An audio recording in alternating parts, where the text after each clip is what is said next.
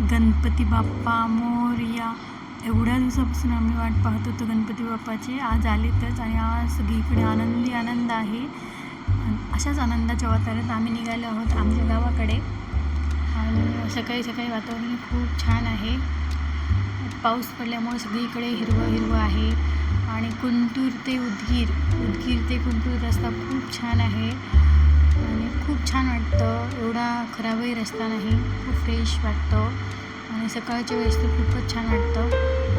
परी मोबाईल पाहत आहे, हे पहा. मग गणपतीच्या आगमनाची सगळ्यांनाच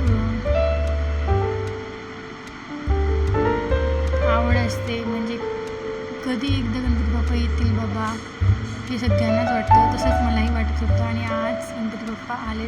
तर अशा प्रकारे आम्ही आमच्या गावी म्हणजेच कुंटूरला पोहोचलो आहोत आणि आम्ही आता आमच्या घराजवळही आलेलो आहोत. तुम्हाला आमचे घर दाखवते, हे पहा. हे आमचे घर आहे, सावली निवास.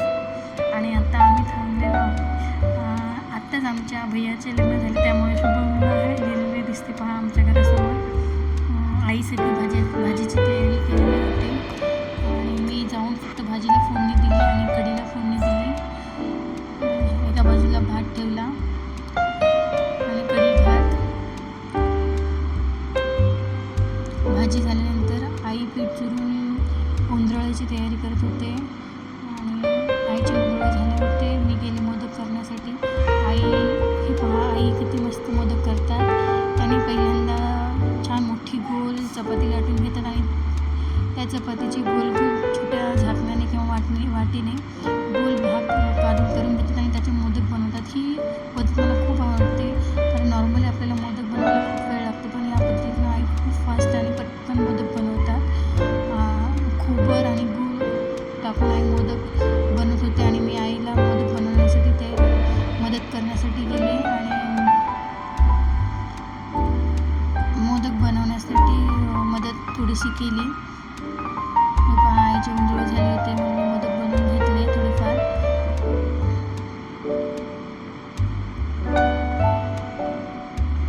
म्हणजे अशा प्रकारे आमच्या घरी गणपती बाप्पाच्या आगमनाची तयारी होती. त्यानंतर आई उंदरं करत होते आणि मी इकडं डेकोरेशनसाठी बसले आणि ताई मला मदत करत होत्या.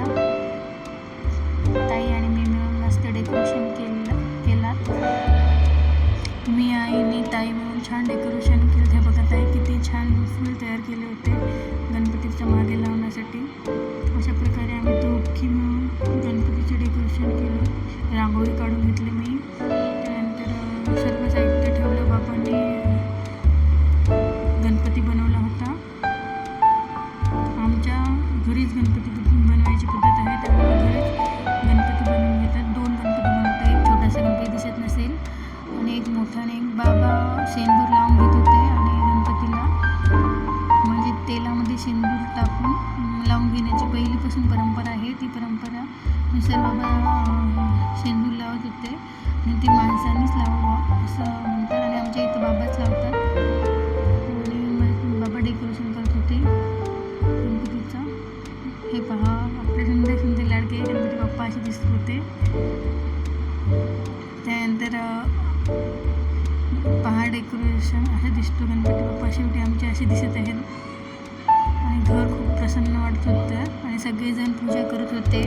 बाबाच्या नंतर बाबा सगळी पूजा करून घेतले आणि परी मध्ये करत होती.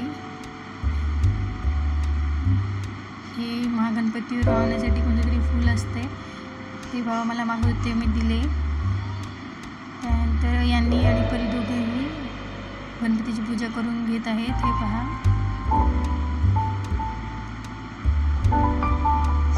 खूप छान वाटून आई मोदक घेऊन आलेत. मोदक आणि लाडू बनवतात आमच्या इकडं गणपतीसाठी. उंदरळे, मोदक, लाडू आणि कढी, भाजी, भात. असं पोळी वगैरे काही बनवत नाहीत गणपतीच्या दिवशी. तुम्हाला मी पुढे दाखवणारच आहे व्हिडिओमध्ये. आई वस्त्र घालून घेत आहेत, म्हणजे दागिने म्हणतात. इकडे दागिने बनवायची पद्धत आहे. गणपतीला दागिने बनवून घेतात, कापसाचे वस्त्र हातात पायात सगळीकडे ते घालून घेतात आहे.